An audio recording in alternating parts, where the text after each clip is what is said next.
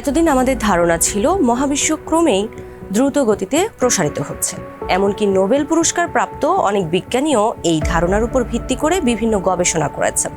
কিন্তু সাম্প্রতিক কিছু পর্যবেক্ষণ এই ধারণাকে নতুন করে প্রশ্নের মুখে ফেলছে।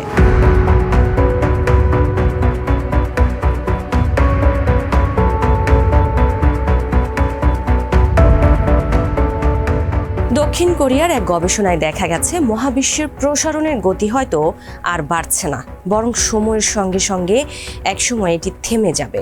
আর এই পরিবর্তনের কেন্দ্রে রয়েছে এক রহস্যময় শক্তি, ডার্ক এনার্জি। এটি দেখা যায় না, ধরা যায় না, শুধু তার প্রভাব বোঝা যায়।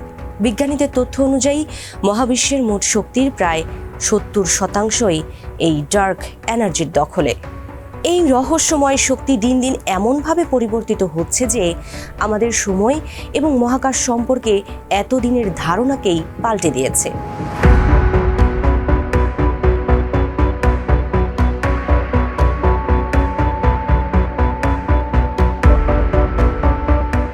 বিজ্ঞানীদের ধারণা অনুযায়ী প্রায় 1380 কোটি বছর আগে বিগ ব্যাং এর মাধ্যমে মহাবিশ্বের জন্ম হয়।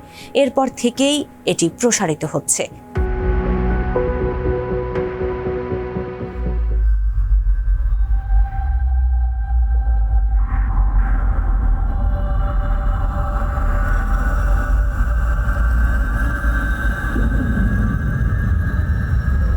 প্রথম দিকে বিজ্ঞানীরা মনে করতেন মহাকর্ষণের টানে এই প্রসারণের গতি ধীরে ধীরে কমে আসবে। কিন্তু 1998 সালে এই ধারণা বদলে যায়। দূরবর্তী সুপারনোভা পর্যবেক্ষণ করে বিজ্ঞানীরা দেখতে পান মহাবিশ্বের প্রসারণ কমছে না, বরং দ্রুত বাড়ছে। এই অপ্রত্যাশিত ফলাফল থেকেই ডার্ক এনার্জির অস্তিত্বের ধারণা আসে।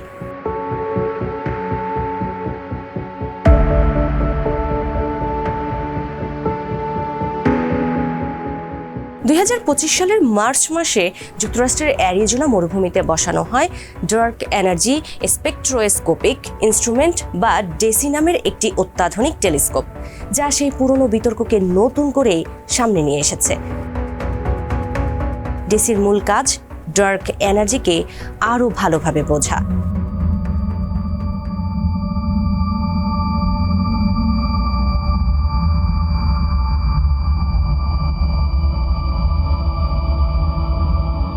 এজন্য যন্ত্রটি লাখ লাখ গ্যালাক্সির অবস্থান, গতি এবং ত্বরণ অত্যন্ত সূক্ষ্মভাবে পর্যবেক্ষণ করেছে। বিজ্ঞানীরা আশা করেছিলেন এতে প্রচলিত ধারণার আরও শক্ত প্রমাণ মিলবে, কিন্তু ডেসি থেকে যে তথ্য পাওয়া গেছে তা বিজ্ঞানীদের অবাকই করেছে।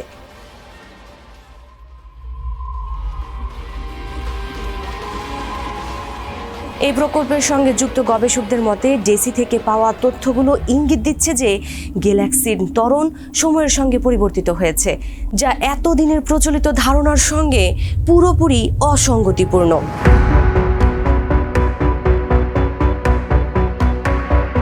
গত নভেম্বরে রয়্যাল অ্যাস্ট্রোনমিক্যাল সোসাইটি RAS সিউলের ইয়নসেই ইউনিভার্সিটির অধ্যাপক ইয়ং ওক লি ও তার দলের গবেষণা প্রকাশ করে।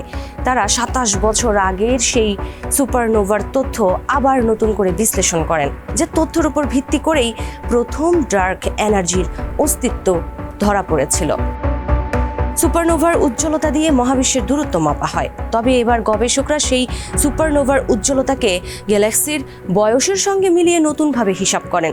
এই বিশ্লেষণে দেখা গেছে ডার্ক এনার্জি সময়ের সঙ্গে শুধু বদলাচ্ছেই না, বরং মহাবিশ্বের প্রসারণের গতিও কমিয়ে দিচ্ছে। এতদিন ধরে অধিকাংশ বিজ্ঞানীই মনে করতেন মহাবিশ্ব অনন্তকাল ধরে প্রসারিত হতে থাকবে। গ্যালাক্সিগুলো একে অপরের কাছ থেকে আরো দূরে সরে যাবে। একসময় তারা এতটাই বিচ্ছিন্ন হয়ে পড়বে যে রাতের আকাশে আর কোনো নক্ষত্র দেখা যাবে না। এমনকি চূড়ান্ত পর্যায়ে পরমাণুর অভ্যন্তরীণ কণাগুলোর বন্ধনও ভেঙে যেতে পারে। বিজ্ঞানের ভাষায় এই সম্ভাব্য পরিণতিকে বলা হয় বিগ রিপ।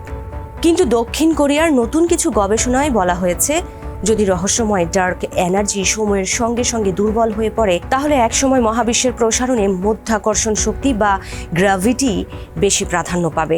তখন মহাবিশ্বের প্রসারণ থেমে যাবে এবং শুরু হবে বিপরীত পথে যাত্রা। সেক্ষেত্রে গ্যালাক্সিগুলো ধীরে ধীরে মহাবিশ্ব সংকুচিত হতে থাকবে এবং শেষ পর্যন্ত সংকুচিত হতে হতে ধ্বংস হয়ে যাবে। এই পরিণতিকে বিজ্ঞানের ভাষায় বলা হয় বিগ ক্রাঞ্চ বা মহাসংকোচন।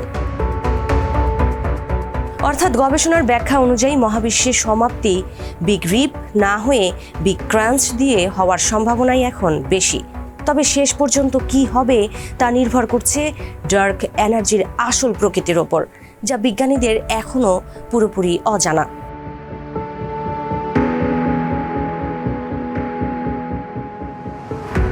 দক্ষিণ কোরিয়ার এই গবেষণা ইতোমধ্যে RAS এর জার্নালে প্রকাশিত হয়েছে এবং অন্যান্য বিশেষজ্ঞরা তা পর্যালোচনা করেছেন। কিন্তু এই ধারণা নিয়ে সবাই একমত নন। একদল গবেষক মনে করেন সুপারনোভার তথ্যের কিছু জটিল দিককে এখানে অতিরিক্ত গুরুত্ব দেওয়া হয়েছে। তার মতে গ্যালাক্সির বয়স ও সুপারনোভার উজ্জ্বলতার সম্পর্ক খুব শক্ত নয়, তাই এর ওপর ভিত্তি করে বড় সিদ্ধান্তে পৌঁছানো ঝুঁকিপূর্ণ। তবে সমালোচনার পরেও দক্ষিণ কোরিয়ার গবেষকরা নিজের অবস্থানে অনড়।